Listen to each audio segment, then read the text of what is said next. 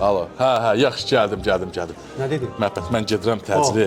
Gələ bunda 20 manat hesab eləsən. Bu da şairin şirniyyatdır. Gəlib yer gedə, yaxşı. Gəlsən mənə bağışlasın. Yox, Getdim mən. əziyyət çəkirdin, özün verəcəydin lan usta. Bu əziyyət çəkdiyi yazığı, pul olmayan vaxtında. Ha, şair, o paleta getdi, otur burada. Otur burada, narahat olur. Birazdan söhbət edəcək, narahat olur. Ya bir də hara girişsə pulmu var. Sən elə girişsə qalsan. Bir dənə xanım, zəminəmiz yaxınlaşın. Zəminəmizi hesabdan çıxarsınız da. Bir dənə də hesabı da verin də. Sağ ol.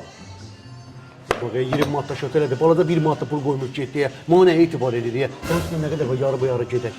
Yarı. Yarı üstündə nə var? Üstündə nə var? 20 manatın yarı. Onu da verdin, onu da ver. Həs yox, düzdür. Yəni marqat edirsən. Yarı olmadı. 2 dənə səndən, 2 dənə məndən də düz gəlir. Al, su. Həsədənə yaxşı, su.